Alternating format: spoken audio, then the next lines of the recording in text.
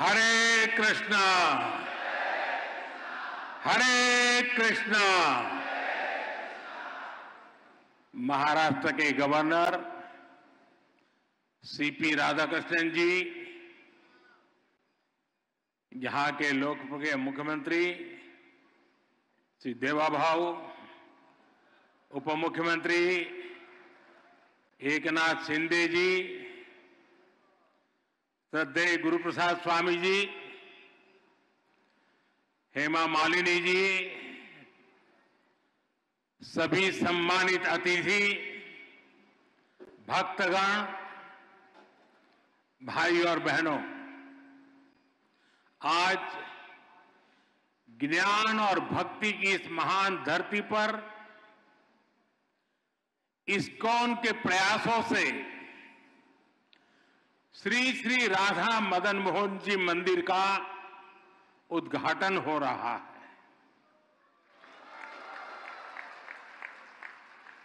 मेरा सौभाग्य है कि मुझे ऐसे अलौकिक अनुष्ठान में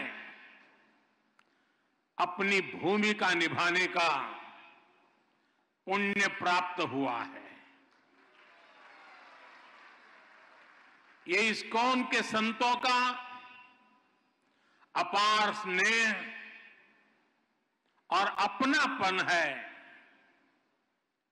श्रील प्रभुपाद स्वामी का आशीर्वाद है। मैं सभी पूज्य संतों का आभार करता हूं, उनके चरणों में प्रणाम करता हूं। मैं अभी देख रहा था श्री राधा मदन मोहन जी मंदिर परिषद की जो रूपरेखा है, इस मंदिर के पीछे जो विचार है, इसका जो स्वरूप है, उसमें अध्यात्म और ज्ञान की संपूर्ण परंपरा के दर्शन होते हैं। मंदिर में ईश्वर के विविध स्वरूपों के दर्शन होते हैं, जो एको अहम बहुश्याम, ये हमारे विचार को भी अभिव्यक्त करते हैं। नई पीढ़ी की रुचि और आकर्षण के अनुरूप यहां रामायण, महाभारत, उसको समेटे हुए उस पर आधारित म्यूजियम भी बनाया जा रहा है। यहां वृंदावन के 12 जंगलों पर आधारित एक उद्यान भी विकसित किया गया है। मुझे विश्वास है ये मंदिर परिसर आस्था के साथ साथ भारत की चेतना को भी समृद्ध करने का एक पुण्य केंद्र बनेगा।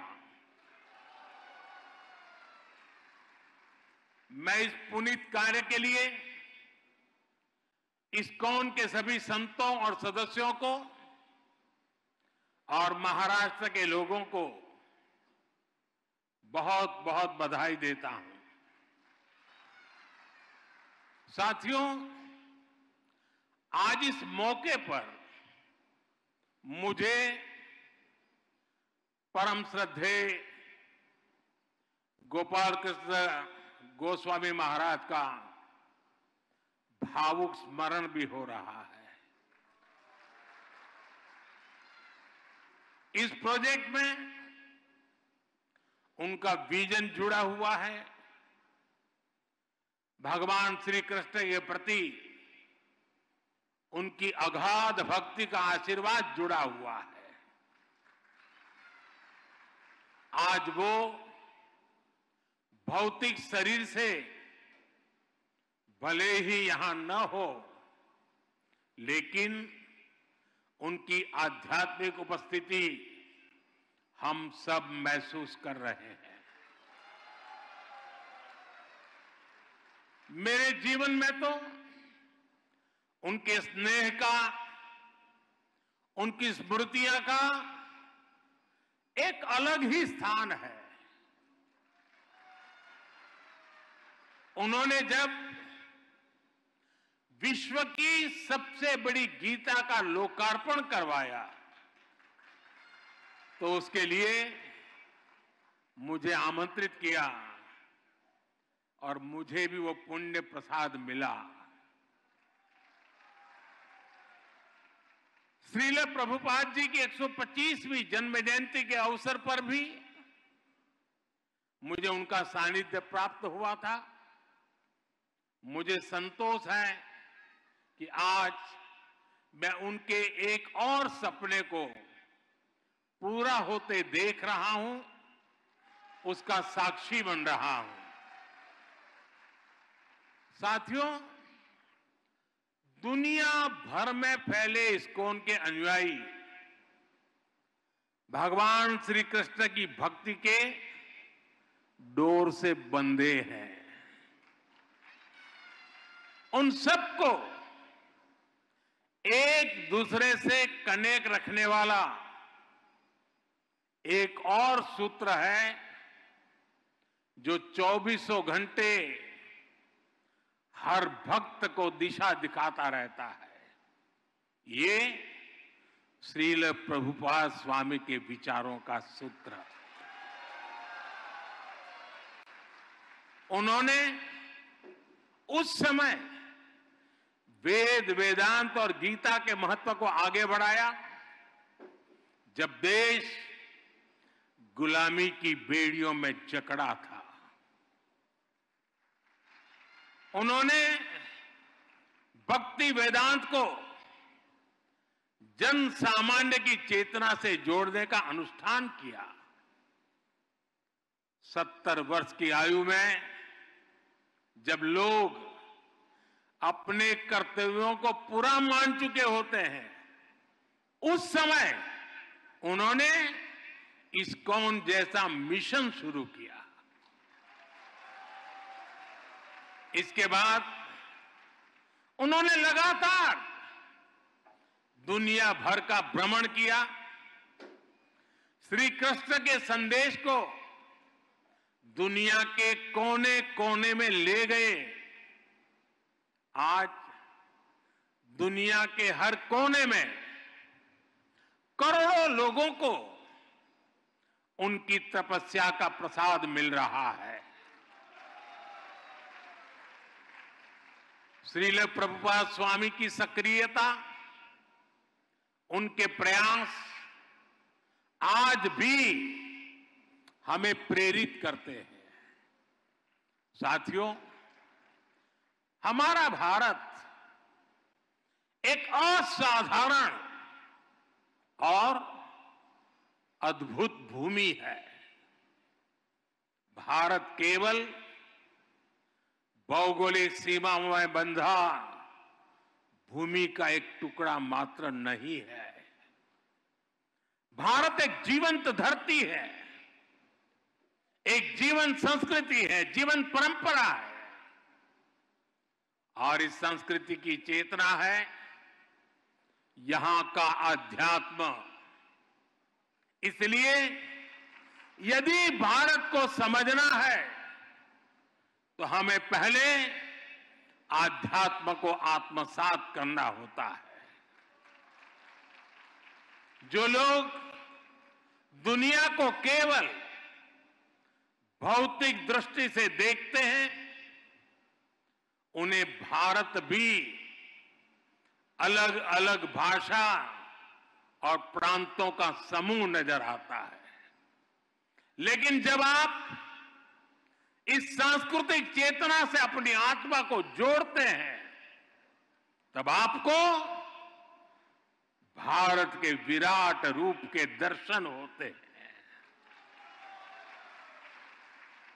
तब आप देख पाते हैं सुदूर पूरब में बंगाल की धरती पर चैतन्य महाप्रभु जैसे संत अवतरित होते हैं। पश्चिम में महाराष्ट्र में संत नामदेव, तुकाराम और ज्ञानदेव जैसे संतों का अवतरण होता है। चैतन्य महाप्रभु ने महावाक्य मंत्र जन जन तक पहुंचाया। महाराष्ट्र के संतों ने राम कृष्ण हरि के मंत्र से आध्यात्मिक अमृत बांटा। संत ज्ञानेश्वर ने ज्ञानेश्वरी गीता के जरिए भगवान कृष्ण के गुण ज्ञान को जनसुलभ बनाया। इसी तरह श्रील प्रभुपाद जी ने इस्कॉन के माध्यम से गीता को लोकप्रिय बनाया। गीता की टीकाएं प्रकाशित कर उसकी भावना से लोगों को जोड़ा। अलग अलग स्थानों पर जन्मे ये सभी संत अपने अपने तरीके से कृष्ण भक्ति की धारा को गति देते रहे हैं। इन संतों के जन्म काल में वर्षों का अंतर है, अलग अलग भाषा, अलग अलग पद्धति है, लेकिन बोध एक है, विचार एक है, चेतना एक है। सभी ने भक्ति के प्रकाश से समाज में नए प्राण फूके, उसे नई दिशा दी, अविरत ऊर्जा दी।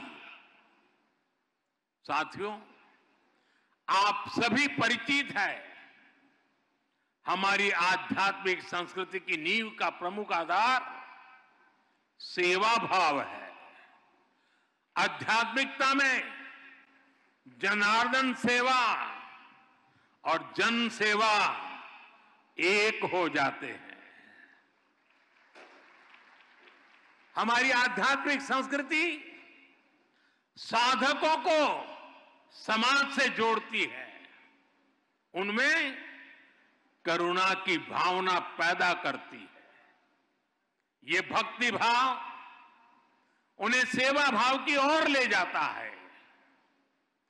दातव्यमिति यद्दानम दीयते अनुपकारिणे देशे काले च पात्रे च तद दानम सात्विकम स्मृतम। श्री कृष्ण ने हमें इस शोक में सच्ची सेवा का मतलब बताया है। उन्होंने बृहद सुंदर तरीके से समझाया है कि सच्ची सेवा वही है जिसमें आपका कोई स्वार्थ ना हो। हमारे सभी धार्मिक ग्रंथों और शास्त्रों के मूल में भी सेवा भावना है। इस्कॉन जैसी इतनी विराट संस्था भी इसी सेवा भावना से काम करती है। शिक्षा, स्वास्थ्य और पर्यावरण से जुड़े कितने ही काम आपके प्रयास से होते हैं। कुंभ में इस्कॉन सेवा के कई बड़े कार्य कर रहा है। साथियों, मुझे संतोष है कि हमारी सरकार भी इसी सेवा भावना के साथ पूरे समर्पण से लगातार देशवासियों के हित में काम कर रही है।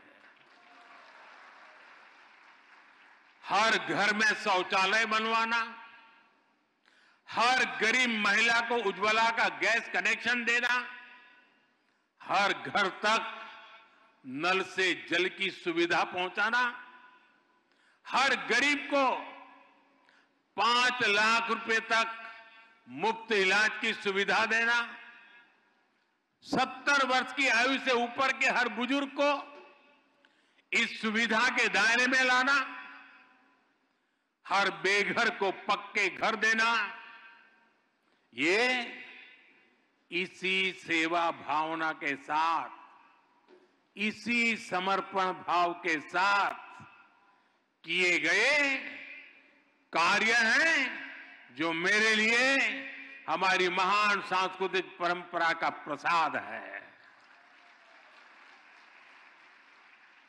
सेवा की यही भावना सच्चा सामाजिक न्याय लाती है, सच्चे सेक्युलरिज्म का प्रतीक है। साथियों, हमारी सरकार कृष्ण सर्किट के माध्यम से देश के अलग अलग तीर्थों, धार्मिक स्थानों को जोड़ रही है। इस सर्किट का विस्तार गुजरात, राजस्थान, हरियाणा, उत्तर प्रदेश और उड़ीसा तक है। स्वदेश दर्शन और प्रसाद योजना के द्वारा इन स्थानों को विकसित किया जा रहा है। इन मंदिरों में भगवान श्री कृष्ण के अलग अलग रूपों के दर्शन होते हैं। कहीं वो बाल रूप में दिखते हैं तो कहीं उनके साथ राधा रानी की भी पूजा होती है। किसी मंदिर में उनका कर्मयोगी स्वरूप दिखाई देता है तो कहीं राजा के रूप में उनकी पूजा की जाती है। हमारा प्रयास है कि भगवान श्री कृष्ण के जीवन से जुड़े अलग अलग स्थलों तक पहुंचना और मंदिरों के दर्शन करना आसान हो। इसके लिए विशेष ट्रेनें भी चलाई जा रही है। इस्कॉन भी कृष्ण सर्किट से जुड़े आस्था के इन केंद्रों पर श्रद्धालुओं को लाने में जरूर सहयोग कर सकता है। मेरा आपसे आग्रह है कि आप अपने सेंटर से जुड़ने वाले सभी भक्तों को भारत में कम से कम 5 ऐसे स्थानों पर जरूर भेजें। साथियों, पिछले 1 दशक में देश में विकास और विरासत को एक साथ गति मिली है। विरासत से विकास के इस मिशन को इस्कॉन जैसी संस्थाओं का महत्वपूर्ण सहयोग मिल रहा है। हमारे मंदिर या धार्मिक स्थल तो सदियों से सामाजिक चेतना के केंद्र रहे हैं। हमारे गुरुकुलों का शिक्षा और कौशल विकास को बढ़ावा देने में अहम योगदान रहा है।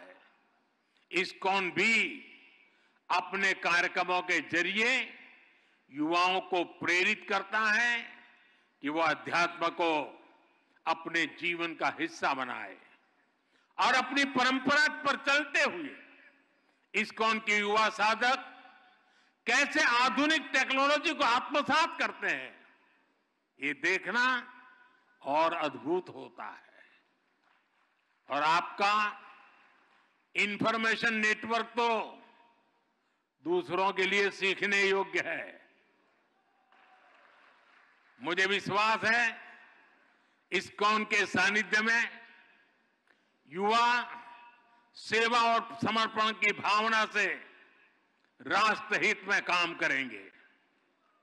इस परिसर में भक्ति वेदांत आयुर्वेदिक हीलिंग सेंटर की सुविधा भी लोगों को मिलेगी। और मेरा तो मत है, दुनिया के लिए मैंने हमेशा संदेश दिया है, हील इन इंडिया।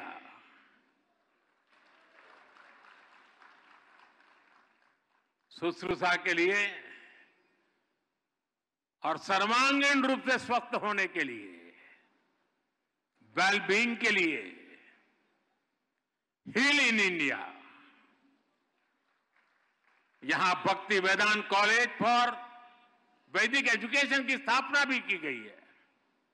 इनका लाभ हर समाज को होगा, पूरे देश को होगा।